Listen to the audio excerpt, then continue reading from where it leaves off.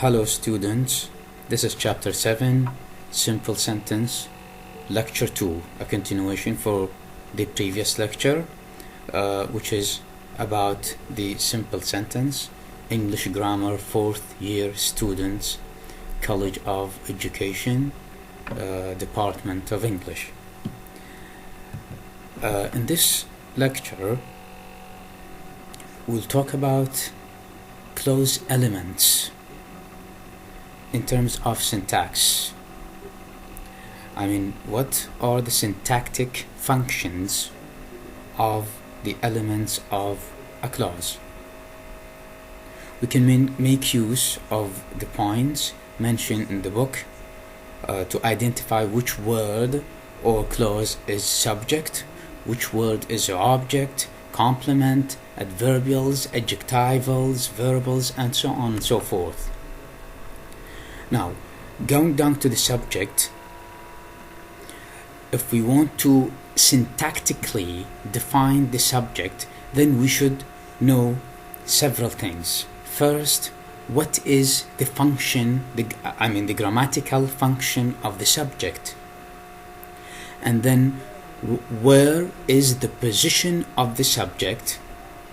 So, the grammatical function and the position of the subject. And then what kind of word class or part of speech that can fill this slot or this grammatical function or this grammatical slot. Okay, now at the level of the subject, it is a noun phrase, or a clause, which functions as a nominal function. So it is a noun phrase, a clause, or sometimes other parts of speech. However, here we have only a noun phrase, or a clause. So the noun phrase consists of, as you know, noun phrase consists of pronouns, nouns, proper nouns, pronouns, adverbs, and so on and so forth. Briefly speaking, the subject can be a noun phrase or a clause. So where does it occur?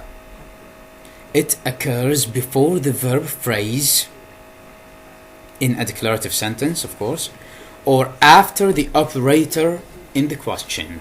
The operator, which is the auxiliary verb used to raise a question.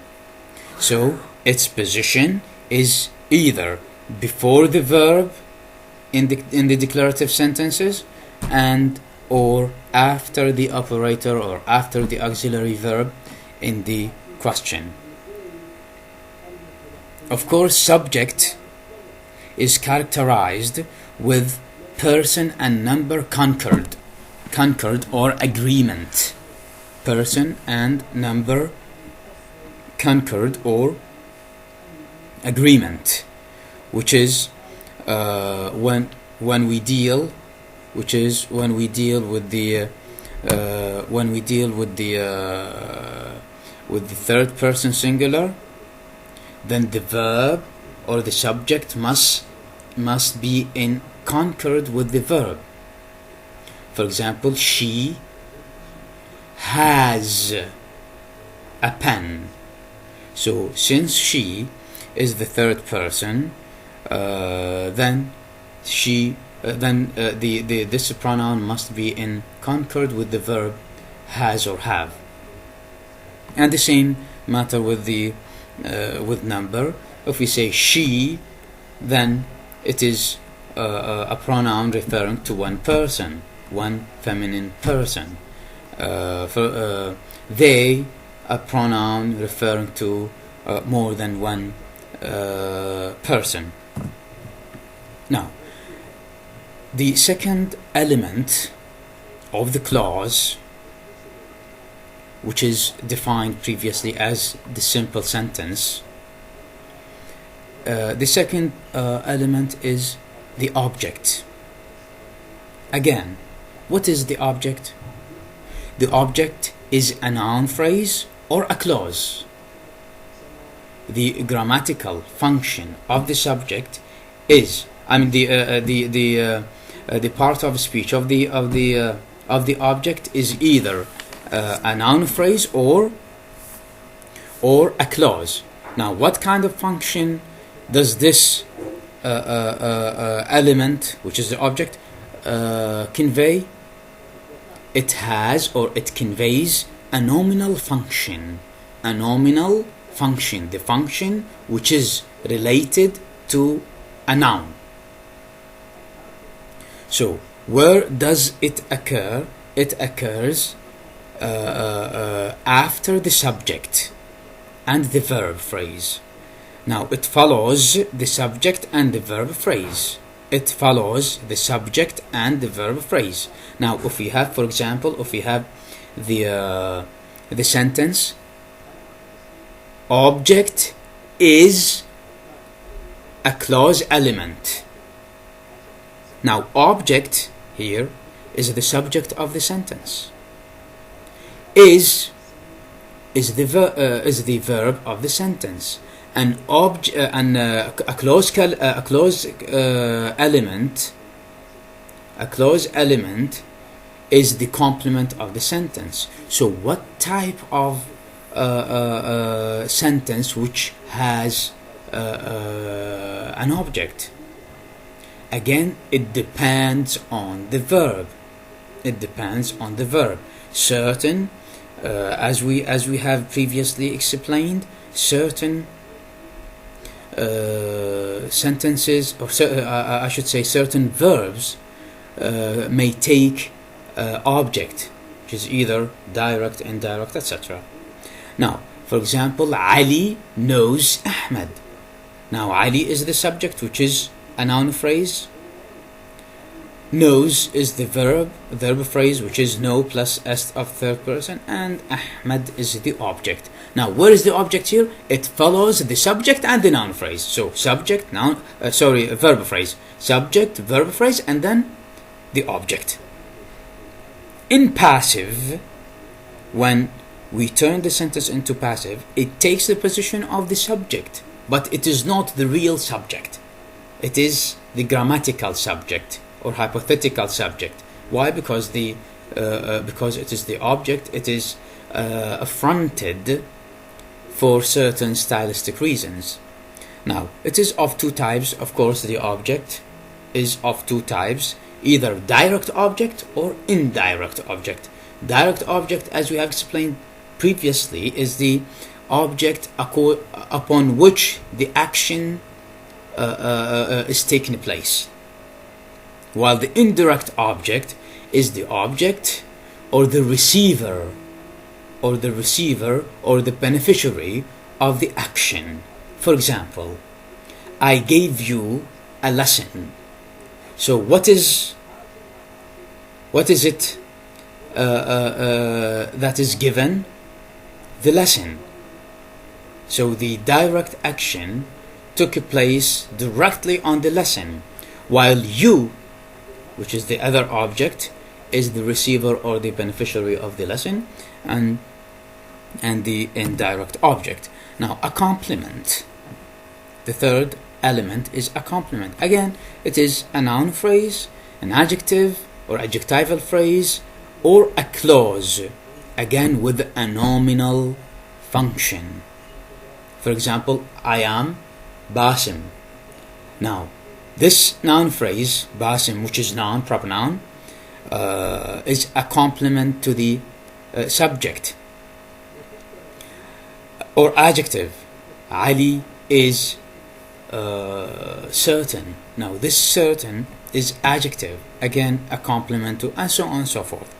Now, its position, it always follows the subject and the verb phrase. The subject and the verb phrase. If there is an object, it follows the object. For example, I elected Ali I elected Ali a president. Now this president is the complement of the object, which should come after the object. Now it does not become the subject in passive. Of course, the complement cannot be turned into the subject in passive, just like the object. It cannot be done. Now, adverbial. The adverbial again is a noun phrase, adverb, or adverbial phrase. So the noun phrase can be subject, object, complement, adverbial. Okay. Now, of course, adverbial or adverbs are always mobile. They can be initially or at the beginning of the sentence, in the middle of the sentence, or at the end of the sentence, and this gives the stylistic flexibility of the adverb. It is optional, which is not always optional. Sometimes it is optional, sometimes it is not, and we have explained this in the previous lectures. That is, it can be added or removed without affecting the meaning. This is not always. There are so many verbs taking obligatory adverbs. Now these are the clause elements according to syntax, syntactically defined. When we define them according to syntax, as we said, we deal with the position they fill, with the element or grammatical function they fill, with their behavior inside the sentence, and their types and characteristics in terms of syntax. Now we turn to the clause elements semantically defined in terms of semantics. Now, what are the meaning or the meanings? What are the meanings that these elements can convey? Now, here we follow the semantic roles of any given element. Now, the most typical semantic role of the subject. Now, each of these elements has a role. Each of these elements has certain role. The most typical semantic role of the subject is agentive. What does agentive mean? It means the animate being instigating or causing the happening, denoting by the verb. For example, John opened the letter. Opened, this verb, as we said, the verb is the center of the sentence. This verb takes a subject which is animate as agent, the doer of the action, the one who does the action. Who's this one? It is John. So John opened the letter. Now this is called agent. This role is called agentive. Or the most typical semantic role of the direct object is affected, which means the animate or inanimate involved directly by the verb. So if we take the same example, John opened the letter.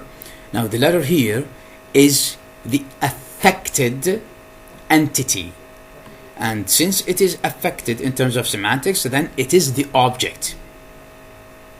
Or many MPs criticize the ministry. So the letter is inanimate, while the ministry is can be animate or inanimate as well. Now here we're talking about the most typical semantic roles for subject, which is agentive, and the object, which is affected. Now there must be other roles, but the most typical ones are these: agentive for the subject and affected for the object. Now, the most typical semantic role for the indirect object is that of recipient or receiver, as I just explained. The animate involved indirectly by the happening of the verb. For example, I found you a place. You, which is the receiver of the action, is the role of indirect object or the recipient. For subject complement, the semantic roles are the subject complement when we deal with the element of the clause, which is the subject element, complement. It could have the role of current attribute, current attribute with a state of verbs. For example, he's my brother. My brother is a current attribute. Or resulting attribute with dynamic verbs. How can we distinguish between current attribute and resulting attribute? The current attribute is always a stative verbs, which means it does not take an ing form. We cannot say he is being my brother because it is a state. While resulting attribute with dynamic verbs, the verbs that can take ing. For example, he became restless. Became a verb of which changes from one situation into another. Now, the semantic role of the object complement is also an attribute of the object, current and resulting. The current attribute, for example, I ate the meat cold. Here, the verb ate can take cannot take the ing when it is when it deals with not with the process of eating, but with the process of realization. Resulting attribute, they elected him president.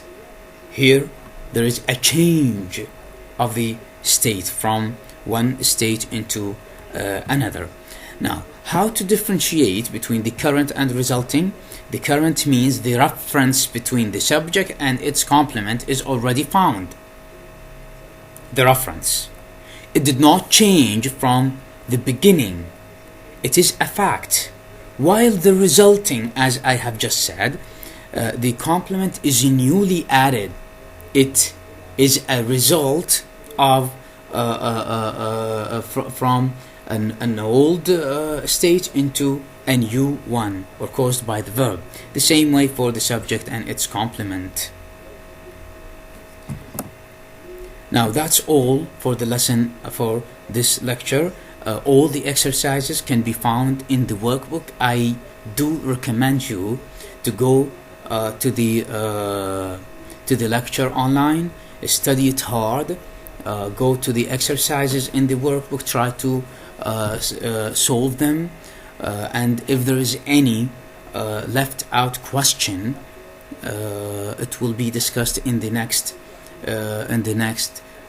online session. That's all for me. Thank you very much.